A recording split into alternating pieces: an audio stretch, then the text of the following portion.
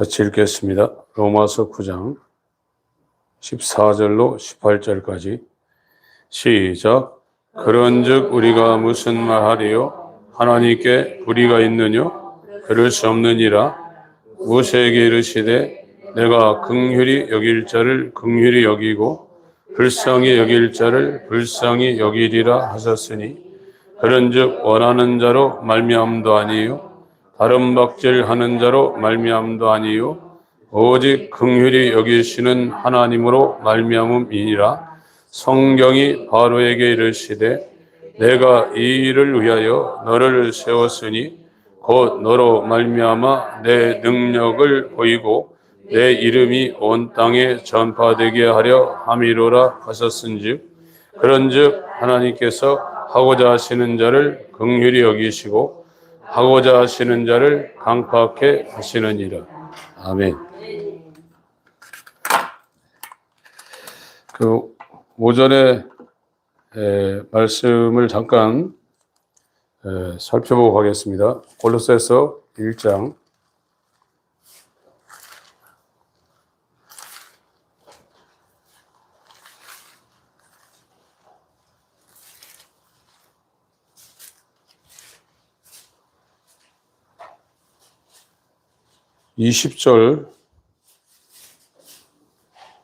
20절부터 22절까지 골로새서 1장 20절부터 22절까지 같이 읽겠습니다.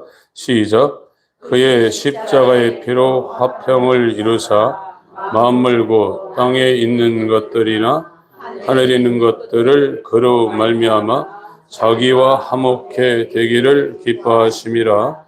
전에 악한 행실로 멀리 떠나 마음으로 원수가 되었던 너희를 이제는 그의 육체의 죽음으로 말미암아 화목케 하사 너희를 거룩하고 흠없고 책망할 것이 없는 자로 그 앞에 세우고자 하셨으니.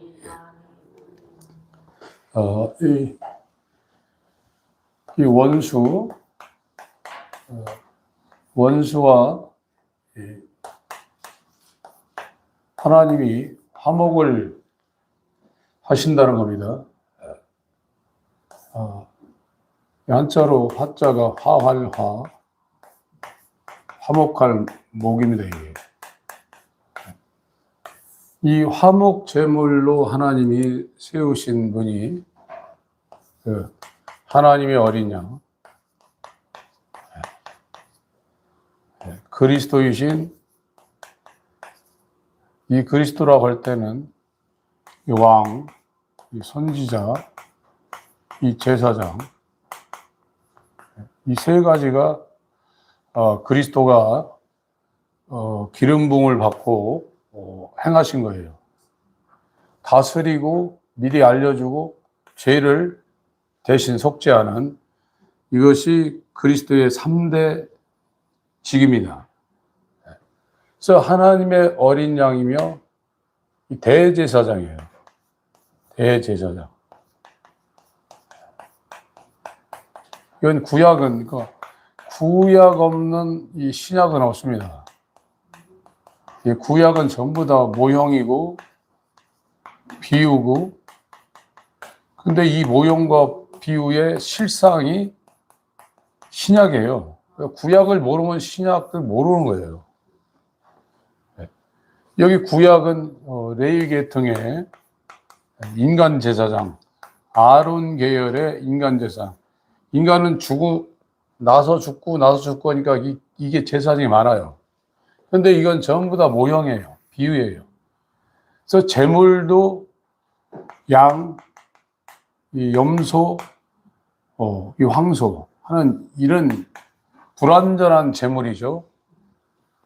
그리고 이 제사장도 불완전한 제사장이지만 신약은 레위 계통이 아니라 멜기세덱의 반차를 쫓는 영원한 한 대제사장. 구약 제사장도 하나님이 보내야 돼요. 세워야 돼요. 이 멜기세덱의 반차를 쫓는 영원한 대제사장, 그가 성육신하여 아버지의 뜻을 이루러 오신 인자이신 그리스도입니다. 이 성육신하신 인자이신 그리스도가 하나님의 어린 양, 한 제물이에요. 하나님의 어린 양, 화목 제물. 지금 성경의 주제 가운데 이 원수가 하나님과 화목한다 이거예요. 그 하나님은 이 예수 그리스도라는 이 중보자 안에 하나님도 계시고 원수를 이 예수 안으로 끌어들여서 이 안에서 죄인이었던 자를 의인으로 만들어서 여기에서 화목한다는 거예요. 이게 하나님의 영원전 계획이에요. 이게. 그래서 골로새서 1장 20절, 골로새서 1장 20절 읽습니다. 시작. 그의 십자가의 피로 화평을 이루사 만물 곧 땅에 있는 것들이나 하늘에 있는 것들을 그로 말미암아 자기와 화목게 되기를 기뻐하시고. 이 자기는 이게 성부예요. 그의 십자가의 피로 아들 성육신하신 인자의 십자가의 피로 화평을 이룬다는 겁니다. 이 화평과 화목이란 이 여기서 말하는 화목은 아포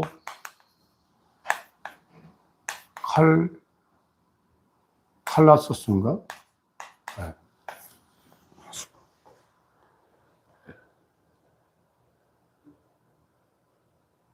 아포 카탈라소네. 카탈라소.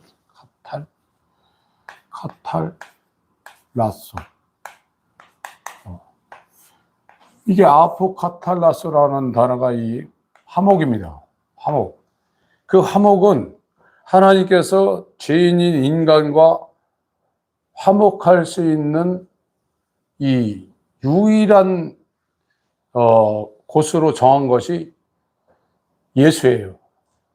예수 그리스도 안. 거기에 하나님도 계셔요. 그리고 죄인이었던 마음으로 원수가 되었던 이 죄인을 십자가에서 죽이고 예수와 연합해서 예수 안으로 침례를 받게 해서 칭이 된 상태로 만드셔서 이 하나님이 예수 그리스도를 중보자로 세우시고 그 안에서 그의 피로 말미암아 의인을 만들어서 하나님이 이 죄인과 피조물과 연합하려는 것이 아버지의 뜻이에요. 이 구원의 얘기로 20절 내용을 지금 설명하고 있어요. 이게 다시 한번 읽습니다. 시작.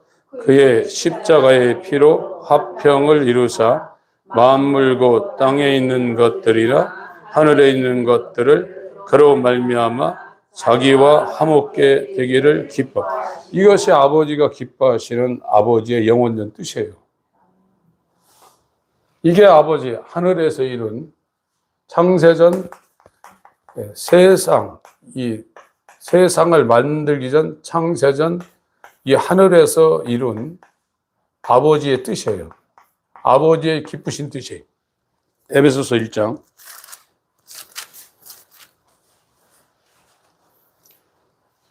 다 하나님의 뜻으로 되는 거예요. 1절 2절 읽습니다.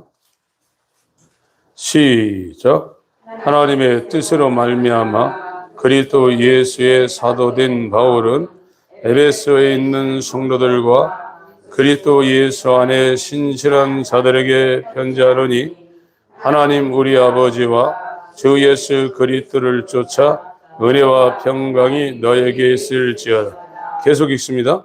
찬송하리로다. 하나님 곧 우리 주 예수 그리스도의 아버지께서 그리스도 안에서 하늘에 속한 모든 신령한 복으로 우리에게 복 주시되 곧 창세 전에 그리스도 안에서 우리를 택하사 우리로 그 상 안에서 그 앞에 거룩하고 흠이 없게 하시려고 그 기쁘신 뜻대로 우리를 예정하사 예수 그리스도로 말미암아 자기의 아들들이 되게 하셨습니다.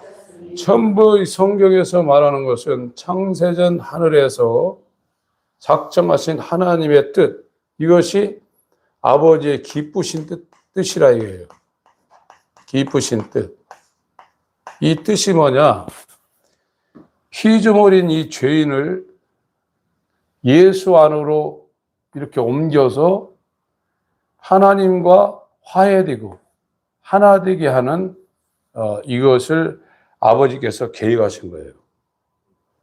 그리고 이 예수는 이 아버지의 계획을 자기가 이루기 위해서 인자로 오신 거예요. 인자로 와서 그리스도가 되기 위해서. 인자가 안 되면 그리스도가 될 수 없습니다. 인자가 그리스도가 되어서 저와 여러분을 구원하시는 하나님의 어린 양이요, 화목제물이요, 하나님 앞에 대신 속죄하는 영원한 대제사장, 영원한 대제사장의 일을 이분이 십자가로 완수하신 거예요. 그래서 구원은 인자 예수 그리스도가 하나님의 어린 양과 대제사장으로 완성을 했어요. 그래서 우리가 뭘 해서 구원받는 게 아니라는 것은 이와 같은 지금 말씀을 하는 거예요. 예수의 공로를 힘입지 않고는 아무도 구원받지 못합니다. 우리의 행위로 구원받는 게 아니에요. 우리의 행위는 구원에 이를 수가 없어요. 아무리 바리새인처럼 산다 할지라도 하나님이 예정하신 구원이라는 이 예수 안으로 들어오는 의인이 될 수가 없습니다. 하나님이 그걸 아셔요. 우리한테 불가능한 일을 하라고 하지 않습니다. 인간은 불가능한 일을 하라고 막 사람을 족치기도 하고 그러는데 하나님은 아셔요. 저와 여러분들이 죄를 안 지고는 살 수 없다는 거 알고 계세요. 그걸 인정하라는 거예요. 나는 죄인입니다. 세리 창기입니다. 인정하라는 거예요. 근데 그걸 인정 안 하는 거예요. 자꾸 자기를 변호하고 이 자아라는 게 아주 죽일 놈입니다. 자아만 버릴 수만 있다면 정말 하나님과 화목할 수 있는 중보자로 세우신 길이요 진리요 생명인 예수 안으로 들어갈 수 있는 기회를 얻는데 그걸 못하는 거예요. 지금 계속 주장하는, 나로 말미암아 어쨌건 아버지께로 올 자가 없다 그래. 내가 길이요 진리요 생명, 예수 안에서 하나님을 만나는 거예요. 이게요. 5절 읽으세요. 5절 시작. 그 기쁘신 뜻대로 우리를 예정하사 예수 그리스도로 말미암아 자기의 아들들이 되게 하셨으니, 계속 있습니다. 이는 그의 사랑하시는 자 안에서 우리에게 거저 주시는 바 그의 은혜의 영광을 찬미하게 하실 것이야. 이 안에서 거저 주시는 거예요. 이 은혜의 영광을 이 안으로 들어간 사람은 피 흘린 어린 양 예수를 찬양하고 그 어린 양 예수를 보내서 자기의 뜻을 이루신 성부를 찬양하게 돼 있어요. 하지 말라고 해도 이 은혜가 얼마나 큰지를 자기가 죽을 때까지도 아마 이거 제대로 모를 거예요. 하늘 가서도 이 무궁무진한 은혜가 영원토록 그 찬양할 수 있는 생명을 그에게 제공하고도 남을 겁니다. 이건 그 배에서 생수처럼 영원히 터져나오는 충만한 데서 받으니 은혜 위에 은혜라. 세상은 다함이 있지만 하나님의 지혜와 지식, 신성의 충만함이 있는 교회의 머리가 되신 예수에게서 나오는 그 충만은 영원토록 은혜가 우리 가운데 계속해서 넘친다 이거예요. 왜 이것을 교회 다니는 분들이 타켓을 못 잡나 이거예요. 인간적으로도.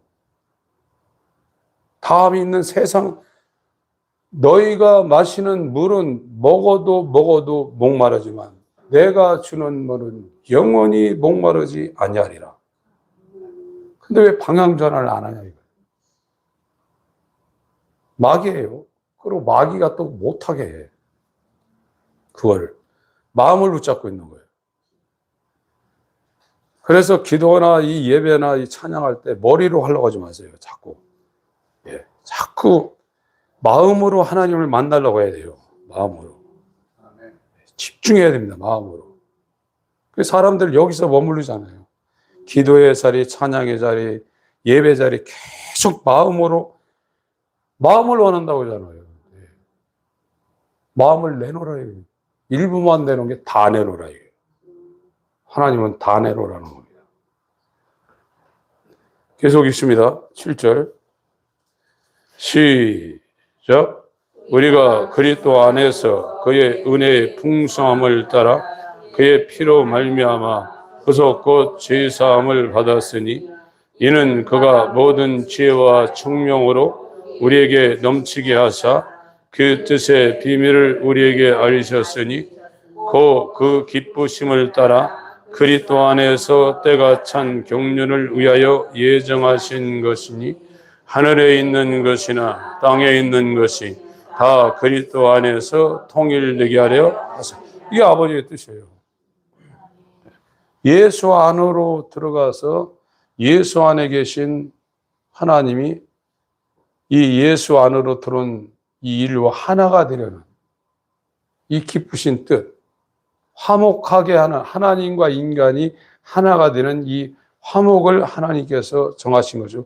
그것이 창세전에 작정하신 하나님이 최고로 기뻐하는 뜻이라 이거예요. 이게요. 이 하나님의 의도, 하나님의 뜻이.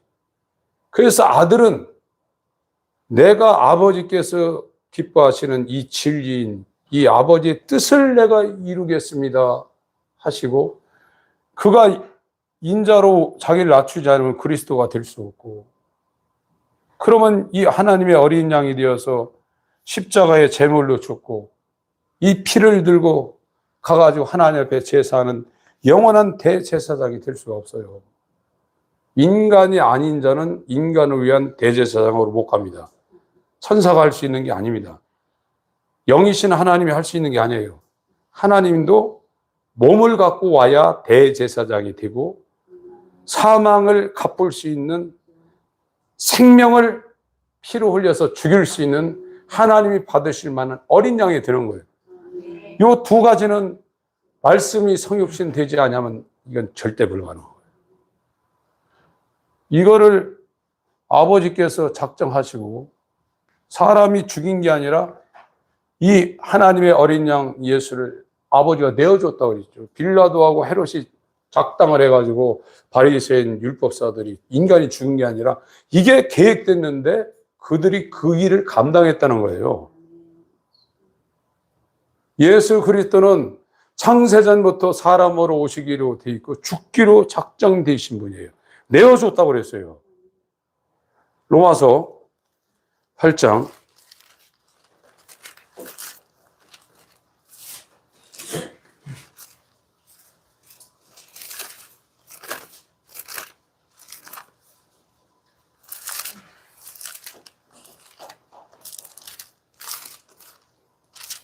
31절 2절 읽겠습니다. 시작. 이 일에 대하여 우리가 무슨 말하리? 만일 하나님이 우리를 위하시며 누가 우리를 대적하리요? 자기 아들을 아끼지 아니하 우리 모든 사람을 위하여 내어주시니가 어찌 그 아들과 함께 모든 것을 우리에게 은사로 주지 아니하시겠느냐. 내어줬습니다. 하나님이. 사도행전 2장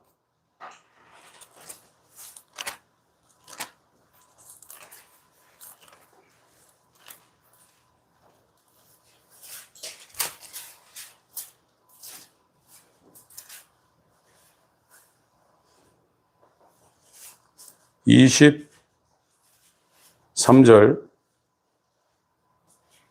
24절 읽습니다. 시작. 그가 하나님의 정하신 뜻과 미리 아신 대로 내어준 바 되었거늘 너희가 법 없는 자들의 손을 밀어 못 박아 죽였으니 하나님께서 사망의 고통을 풀어 살리셨으니 이는 그가 사망에게 매여 있을 수 없음이었다. 복음을 아는 사람은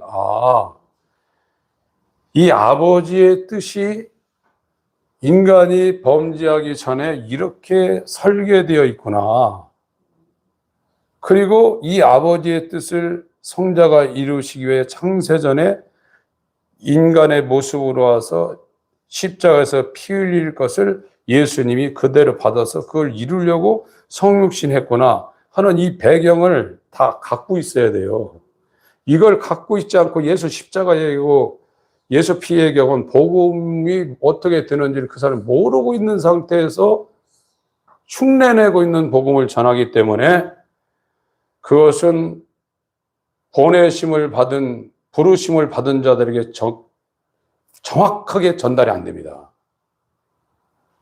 보내심을 받은 사람은 이 창세전에 하나님의 계획과 아버지의 기쁘신 뜻과 예수 그리스도의 이 성취와 성령의 적용, 이것을 다 알고 있어요. 다 갖고 있고 그 상태에서 이 메시지를 전하는 거예요. 그게 보내심을 받은 자들이 전하는 복음이에요. 이것은 부르심을 받은 자는 멀리서 오는 냉수처럼 시원하게 자기 심령을 관통하게 돼 있어요. 이게 복음으로 사람들이 죄인이 의인이 되는 거예요. 이 말씀은 굉장한 하나님의 영이요 생명으로 심령 가운데 임하는 겁니다. 그래서 하나님이 이미 작정하셨어요. 이 헤롯과 빌라도가 작당 안에서 유대인들과 공무해서 십자가에 죽였지만 그 악역을 담당한 것뿐이지 예수님은 죽어야 돼요. 죄를 뒤집어쓰고 죽어야 되는 겁니다. 다시 한번 읽습니다. 23절, 24절 읽겠습니다. 시작. 하나님의 정하신 뜻과 미리 하신 대로 내어준 바 되었거늘 너희가 법 없는 자들의 손을 빌어 못 박아 죽였으나 하나님께서 사망의 고통을 풀어 살리셨으니 이는 그가 사망에게 매여 있을 수 없어. 법 없는 자, 로마 군병 빌라도, 식민지의 총독인 법 없는, 율법 없는 이방인들의 손을 빌어서 너네들이, 유대인 너네들이, 율법 있는 너네들이 죽였다 이거예요. 그러나 너네들이 죽였지만 그거는 하나님이 이미 창세전에 깊으신 뜻대로 아버지의 뜻을 이루려고 이 땅에 죽으러 오신 예수를 너네들이 악역을 담아서 죽였다는 거예요. 그러나 하나님이 사망의 고통을 풀어 살렸다 이거예요. 고린도 후서 5장입니다.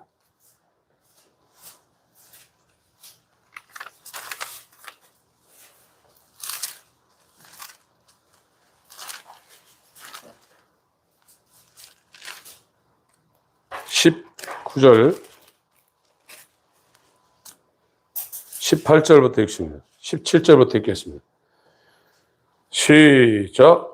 그런즉 누구든지 그리스도 안에 있으면 새로운 피조물이라 이전 것은 지나갔으니 보라 새 것이 되었도다.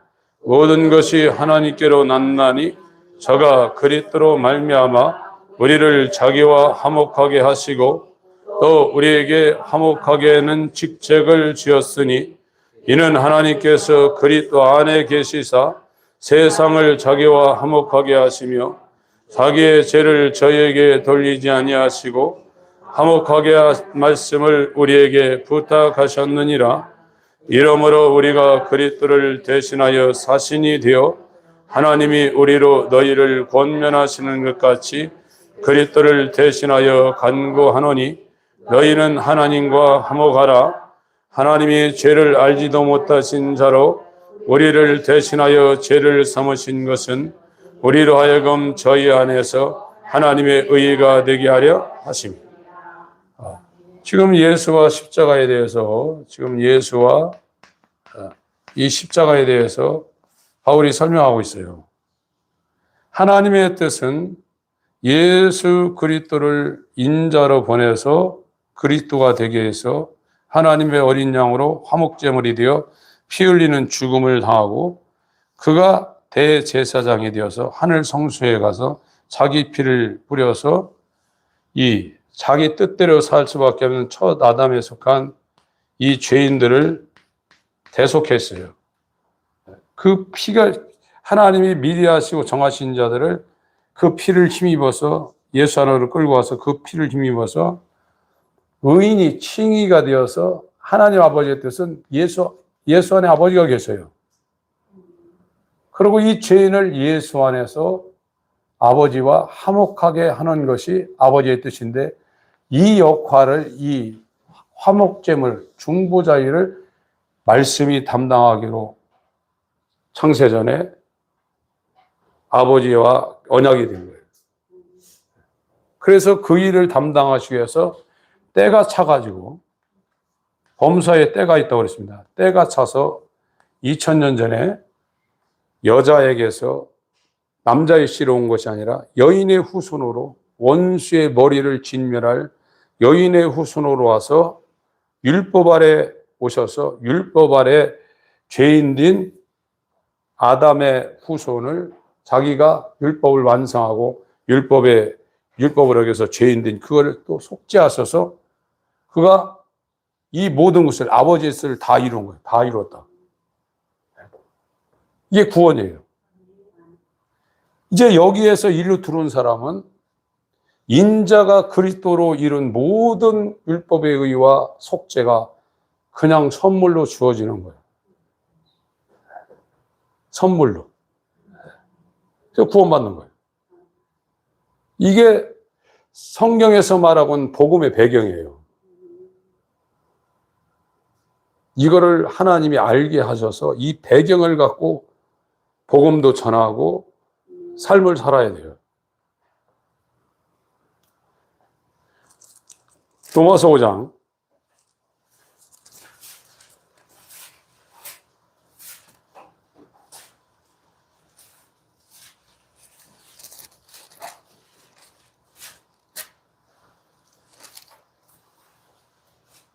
1절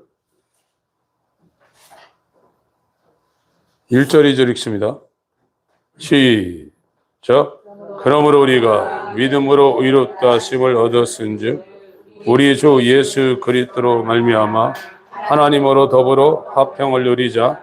또한 그로 말미암아 우리가 믿음으로 서 있는 이 은혜에 들어감을 얻었으며 하나님의 영광을 바라고 즐거워하나니라. 10절 9절 10절 11절 있습니다. 시작. 그러면 이제 우리가 그 피를 인하여 의롭다 하심을 얻었은즉 더욱 그로 말미암아 진노하심에서 구원을 얻을 것이니 곧 우리가 원수 되었을 때 그 아들의 죽으심으로 말미암아 하나님으로 동으로 화목되었은즉 화목된 자로서는 더욱 그의 살으심을 인하여 구원을 얻을 것이니라. 이뿐 아니라 이제 우리로 화목을 얻게 하신 우리 주 예수 그리스도로 말미암아 하나님 안에서 또한 즐거워하느니. 전부 다 이와 같은 이 원리를 이 바울이 설명하고 있는 겁니다. 그것이 아버지와 아들과 성령의 사역이에요. 그게 구원을 이루려는 우리를 향하신 기쁘신 뜻이고, 이 아버지가 정말 기뻐하시는 뜻이에요.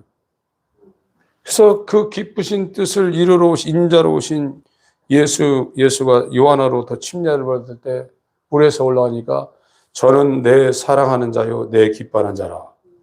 이렇게 말씀하셨죠.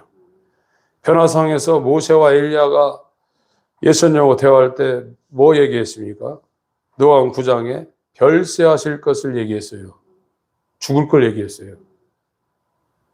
근데 베드로는, 수제자라는 베드로는 모세 엘리야하고 자기 따르는 주님이 동급인 거 같으니까 막 기겁을 했습니다. 엄청 여기다 총학새했을 지. 예? 그러니까 구름이 일어나고 그냥 모세 엘리야 없고 예수님만 딱 했으니까 너희는 저희 말을 들으라. 저는 내 사랑하는 자요 기뻐하는 자. 얼마나 사랑하시겠어요. 독생자 자체로도 사랑이 충만하실 텐데 그 아버지의 뜻을 이루기 위해서 인간이 개미가 될 수 있습니까? 창조주가 죽을 수 없는 하나님과 동등하신 동급이신 본체의 형상이 이 아버지의 기쁘신 뜻을 이루기 위하여 인간이 개미 되는 것보다 엄청난 그 격차를 줄이고 여자에게서 율법 아래에서 죄가 없으신 분이 인간처럼 태어나서 피조물에게 그렇게 정말 고난을 당하고 이 추위와 배고픔과 피곤함과 이 죽음을 다 감당하셨어요. 저와 여러분을 위해서요. 그 전에 아버지는 우리를 구원하시기 위해서 이와 같은 어마어마한 일을 계획하셨어요. 그래서 이 찬양이 예수님 찬양도 되어지지만 장성하면 하나님 아버지를 더 찬양하게 돼 있어요. 이 찬양은요. 히브리서 9장 읽고 오늘 말씀 잠깐 보겠습니다. 히브리서 9장.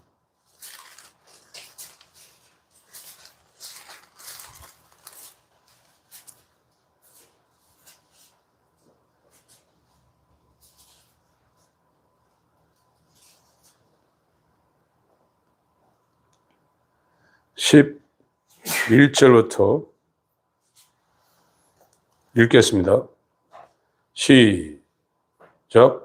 그리스도께서 정례 좋은 일에 대제사장으로 오사 손으로 짓지 아니한 곧 창조에 속하지 아니한 더 크고 온전한 장막으로 말미암아 염소와 성화제의 피로 아니하고 오직 자기 피로 영원한 속죄를 이루사 단번에 성소에 들어가셨느니라. 염소와 흥소의 피와 및 암송아지의 죄로 부정한 자에게 뿌려 이거 육체를 정결케 하여 거룩하게 하거든 하물며 영원하신 성령으로 말미암아 흠없는 자기 피를 하나님께 드린 그리스도의 피가 어찌 너희 양심으로 죽은 행실에서 깨끗하게 하고 살아계신 하나님을 섬기게 못하겠느냐. 이를 인하여 그는 새 언약의 중보니 이는 천하약 때 범한 죄를 속하려고 죽으사 부르심을 입은 자로 하여금 영원한 기업의 약속을 얻게 하려 하십니다. 전부 다 아버지의 뜻이 세워졌어요. 영원전에.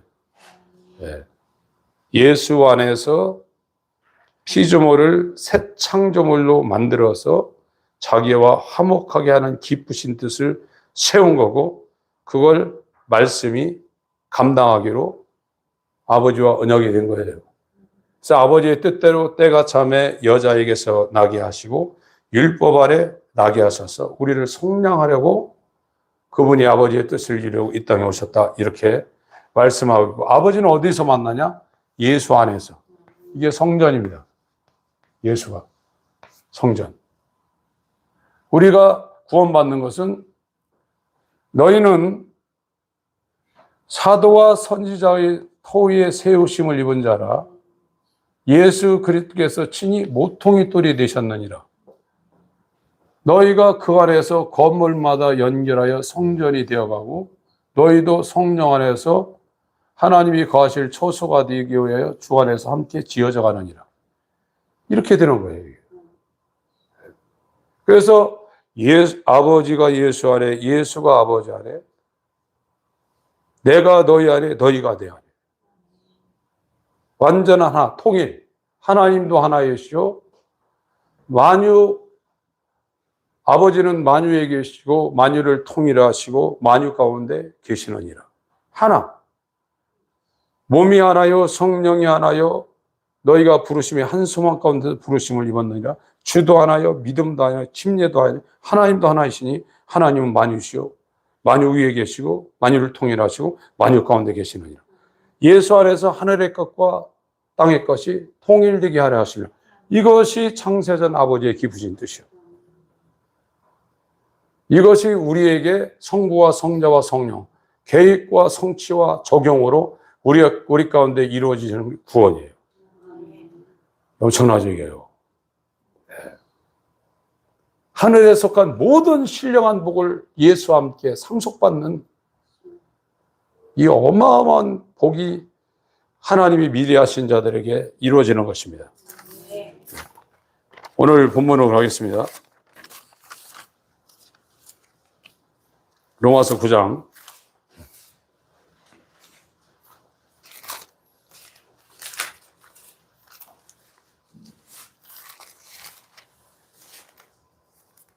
이 로마서 9장은 지금 6절부터 13절까지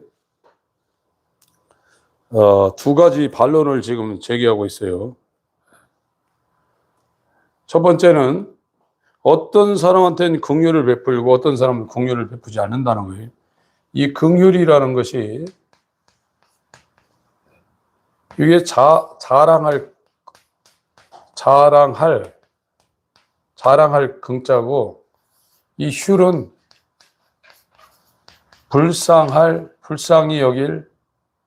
불쌍히 여길 휼이에요. 영어로는 무엇입니다. 불쌍하다는 컴패션 뭐 이러죠. 그래서 이 지성소가 이 긍휼이 있는 자리라는 거예요. 무엇이시. 그래서 한글 성경은 속죄소라고 그랬어요. 속죄소. 이 속죄소가 히브리어로 카포렛, 헬라어로 헬라시테레온, 이 속죄소라는 것이요. 그래서 킹제임스 버전에는 속죄소가 전부 다 긍휼의 자리라고 이렇게 전부 다 표현되어 있어요. 긍휼의 자리.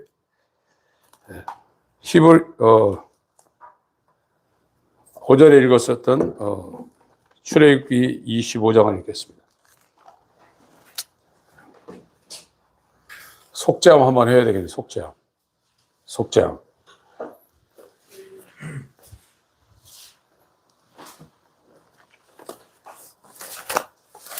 조금만 참으세요.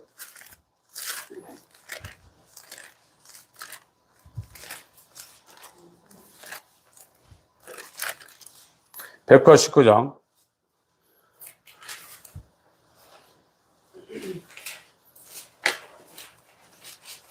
백과 19장입니다.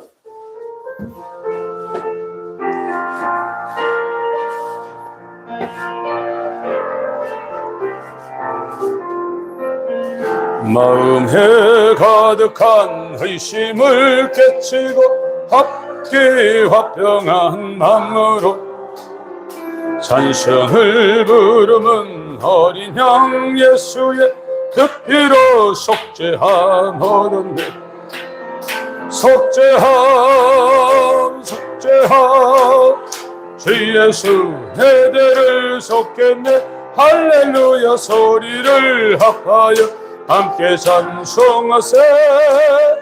그 피로 속죄함하던데 금이나 흔같이 없어질 법에 속죄함 받은 것 아니요. 거룩한 하나님 어린 양 예수의 그 피로 속죄함 하던데, 속죄함 주 예수 내 죄를 속겠네. 할렐루야 소리를 합하여 함께 찬송하세. 그 피로 속죄함 하던데 나 같은 죄인이 용서함 받아서 주 앞에 옳다함 얻으면 확실히 믿기는 어린 양 예수의 그 피로 속죄함 하던데, 속죄함 주 예수 내 죄를 속겠네. 할렐루야 소리를 합하여 함께 찬송하세. 그 피로 속죄함 하던데 거룩한 천국에 올라간 후에 죄속한 은혜의 찬송을 기쁘게 부르는 어린 양 예수의 그 피로 속죄함 하던데, 속죄함 주 예수 내 죄를 속겠네. 할렐루야 소리를 합하여 함께 찬송하세. 그 피로 속죄함 하던데. 베드로전서에는 하나님이 미리 알고 있는 사람을 성령으로 거룩하게 구별했는데 순종함과 피 뿌림을 얻기 위해 택함 받은 자라고 했어요. 예수의 피가 뿌려졌다는 거예요. 그 피가 지금 여기에서 말하고 있는 이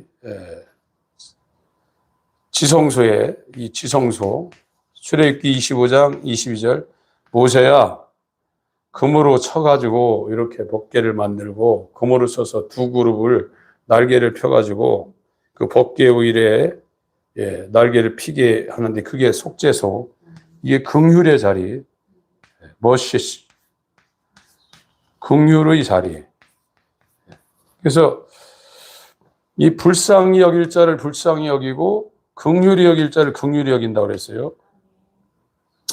그러니까 아니 누구를 불쌍히 여기고 누구를 긍휼히 여기면 이게 하나님이 불공평하지 않냐 이렇게 이제 반론을 제기할 것 같으니까 사도 바울이 15절 그러니까 13절부터 16절까지 이 내용을 6절부터 13절까지 내용을 두 가지로 반론을 나올 텐데 첫 번째는 아니 누구는 불쌍히 여기고 누구를 긍휼히 여기 하나님이 그렇게 하면 이게 불공평하지 않냐 이렇게 질문할 것 같으니까 지금 15절 16절을 그렇지 않다 이렇게 얘기하고 발언을 왜 이렇게 강팍하게 하냐 어떤 사람은 그렇게 완고하게 하나님 왜 그러냐 불공평하지 않냐 그거를 17절에 이제 설명을 하는 거예요. 근데 바울은 자기 얘기로 하지 않고 성경에 이르시되 이렇게 나갑니다. 성경에 이르시되 모세에게 이르되 바로에게 이르되 이게 전부 다 같은 표현이에요. 상호 교차적으로 표현하는 거예요. 일단 로마서로 가겠습니다. 아까 출애굽기 그 25장이나 31장이나 37장은 한글 성경은 지금 우리가 갖고 있는 건 속죄서라고 해놨어요. 그게 긍휼의 자리예요. 그리고 히브리 4장 16절에는 은혜의 보좌라고 말했어요. 은혜의 보좌. 히브리 4장 16절을 갖다가 로마서 5장 가겠습니다.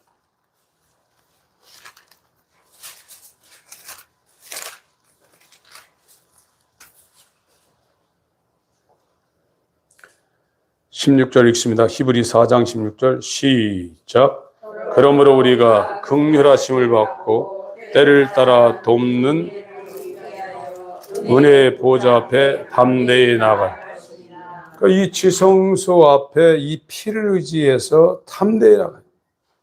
그러니까 여기 대제사장도 이 지성소에 들어갈 때는 피를 갖고 들어가야 돼요. 우리가 하나님이 계신 하나님의 보좌, 예수 그리스도는 하나님을 모신 성전입니다. 이 보좌 앞에 담대히, 내가 육신의 연약함은 있지만 담대히 나갈 수 있는 것은 내 구주 예수, 나의 머리가 나를 위해서 피를 흘려놨기 때문에 그 피를 힘입어, 그 이름을 힘입어 나가는 거예요. 우리가 하나님 앞에 가는 거는 예수 이름을 힘입고 예수의 피를 힘입고 예수 그리스도 옷을 힘입어서 우리가 긍휼의 자리에 때를 따라 담대히 나가는 거예요. 이건 정죄하지 못한다고 그랬어요. 마귀가 삼수하지 못하고. 다시 한번 읽습니다. 시작. 그러므로 우리가 긍휼하심을 받고 때를 따라 돕는 은혜를 얻기 위하여 은혜의 보좌 앞에 담대히 나아갈 것이니라. 로마서 9장입니다.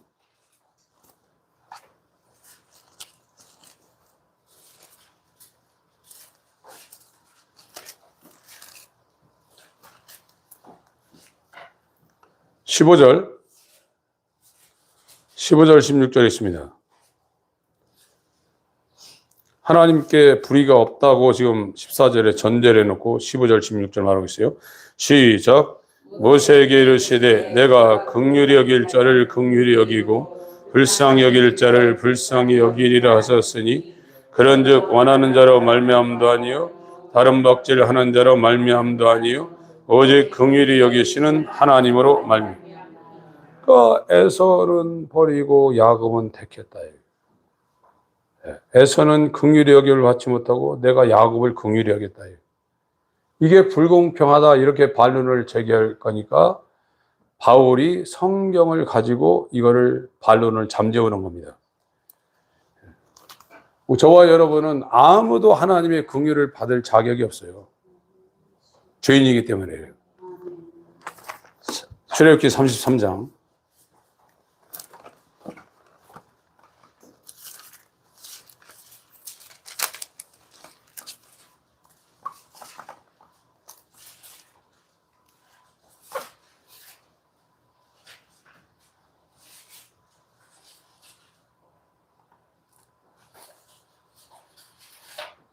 17절부터 읽겠습니다. 시작. 여호와께서 모세에게 이르시되 너희 말하는 이 일도 내가 하리니 너는 내 목전에 은총을 입었고 내가 이름으로도 너를 알미니라. 모세가 가로되 원컨대 주의 영광을 내게 보이소서. 여호와께서 가라사대 내가 나의 모든 선한 형상을 네 앞으로 지나가게 하고 여호와의 이름을 네 앞에 반포하리라. 나는 은혜 줄 자에게 은혜를 주고 긍휼히 여길 자에게 긍휼을 베푸느니라. 또 가라사대 네가 내 얼굴을 보지 못하리니 나를 보고 살 자가 없음이니라. 여호와께서 가라사대 보라 내 곁에 한 곳이 있으니 너는 그 반석 위에 섰으라. 내 영광이 지날 때 내가 너를 반석 틈에 두고 내가 지나도록 내 손으로 너를 덮었다가 손을 거두리니 네가 내 등을 볼 것이요 얼굴은 보지 못하리.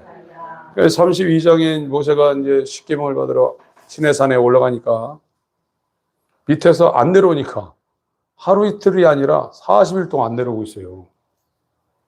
그럼 밑에서 이스라엘이 볼 때 모세 죽었다고 생각했을 거예요. 기다리는 사람은 엄청 시간이 늦게 갑니다.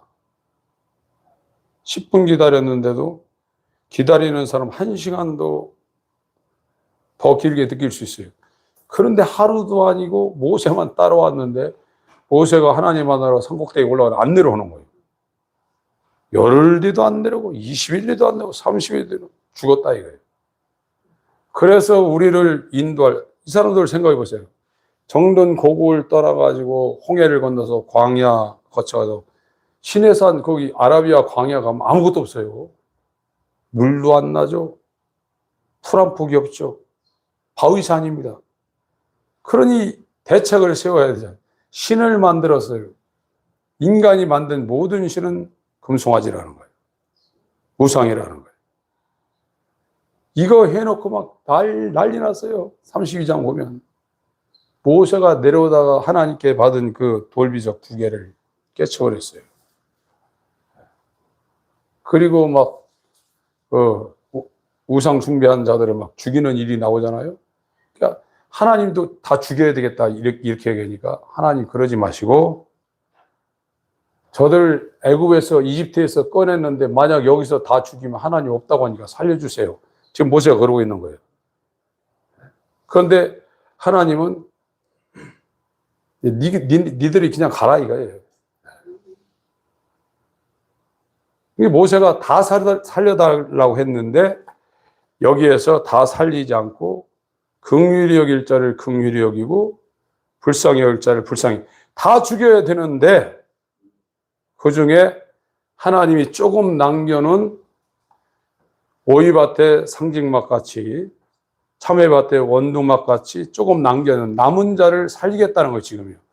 이사야 1장으로 얘기하면 하나님께서 남겨두지 않아서 소돔 고모라 같을 터인데 거기에 조금 남겨둔 자에게 긍휼을 베푼다. 이 표현을 지금 하고 있는 겁니다. 그러니까 로마서 9장에 왜 긍휼히 여길 자를 긍휼히 여기고 불쌍히 여길 자를 불쌍히 여기냐. 그리고 저 에서 같은 사람을 왜 긍휼을 안 베푸냐. 이러는데 지금 바울 얘기는 원래대로 하면 다 죽어야 된다. 이거예요. 원래대로 하면. 하나님이 긍휼을 베풀지 않으면 에서나 야곱 다 죽어야 된다 이거예요.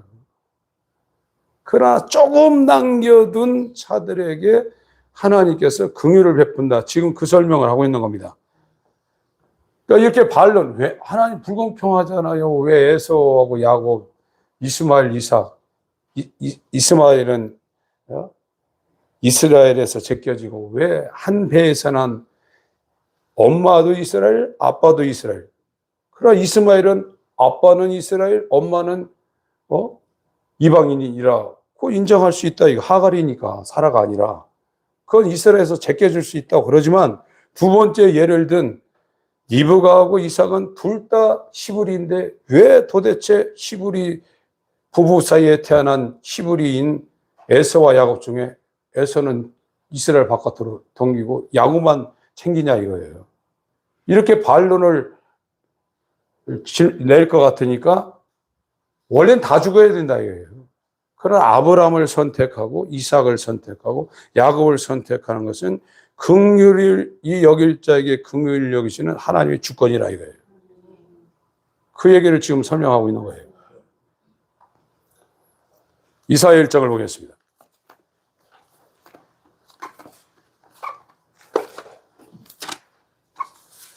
우리가 잘나서 뭘 잘해서 하나님한테 긍휼 받는 게 아닙니다. 전적인 그분의 긍휼입니다. 우리는 100% 죽어야 돼요.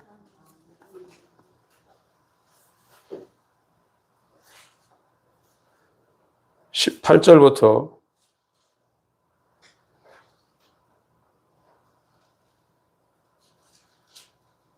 7절부터 읽겠습니다. 7, 8, 9절 시작. 너희 땅은 황무하였고 너희 성읍들은 불에 탔고 너희 터질은 너희 목전에 이방인에게 삼키었으며 이방인에게 파기든 같이 황무하였고 딸 시온은 포도원의 망대같이 원두밭의 상징막같이 에워싸인 성읍같이 겨우 남았도다. 만군의 여호와께서 우리를 위하여 조금 남겨두지 아니하셨다면 우리가 소돔 같고 고모라 같았으니 하나님의 긍휼히 여길 자를 긍휼히 여기지 아니했으면 소돔 고모라처럼 망한다 이거예요. 저와 여러분에게는 의가 하나도 없습니다. 선한 것이 하나도 없습니다. 교회 다니고 금식하고 기도하고 해도 원래 아담의 본성을 만물보다 부패한 마음을 갖고 태어난 이 탐심이 가득한 자아는 선한 것이 하나도 없어요.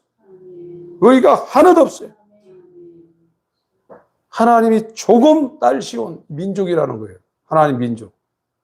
여기 예수 그리스도 안으로 들어가서 예수의 피를 힘입어 그 이름을 힘입어 그가 대제사장으로 속죄받을 수 있도록 창세전에 하나님의 긍휼을 힘입지 않은 사람은 다 소돔 고모라처럼 망한다 이거예요. 이게 율법이 얘기하고 있는 거예요. 얼마나 교회들이 율법을 그냥 넘어간지 몰라요. 이게 지금 문제가 있는 겁니다. 9절, 8절 9절 읽습니다. 시작.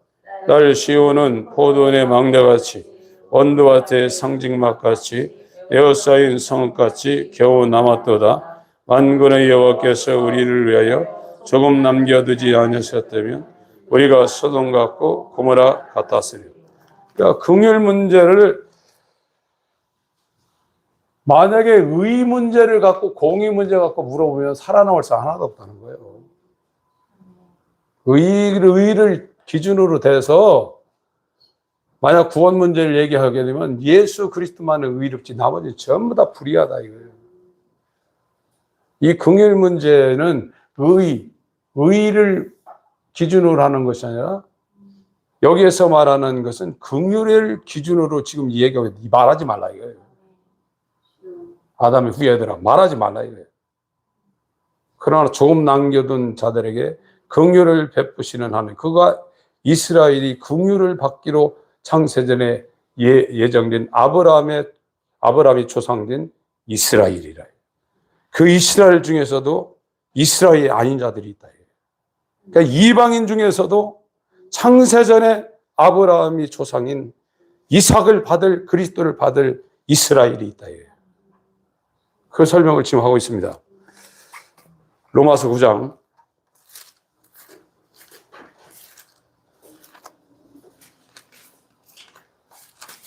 '이제 왜 바로를 강팍해 하냐 이거예요. 이상하지 않냐 이거예요. 그 설명을 합니다.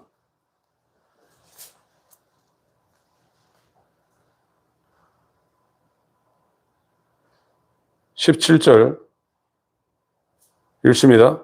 시작. 성경이 바로에게 이르시되 내가 이 일을 위하여 너를 세웠나 곧 너로 말미암아 내 능력을 보이고 내 이름이 온 땅에 전파되게 하며 함이라.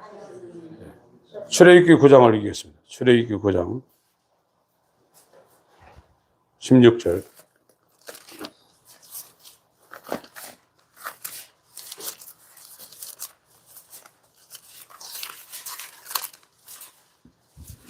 원래 강팍한데 그 강팍한 그거를 절제를 할 수 있는 어느 선을 줬는데 이걸 다 풀어버렸다.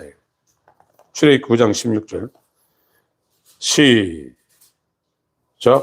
내가 너를 세웠으면 나의 능력을 내게 보이고 내 이름이 온 나라에 전파되게 하려 함이. 4장을 봅니다. 바로를 통해서 하나님의 능력을 보이고 있다는 거죠. 출애굽기 4장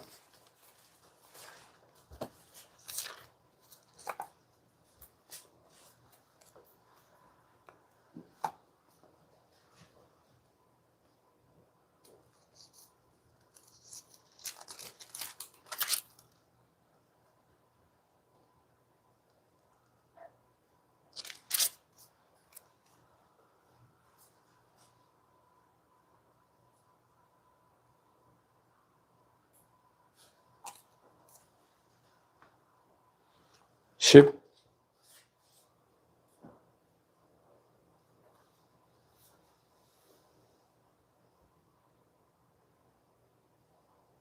(8절부터) 읽겠습니다.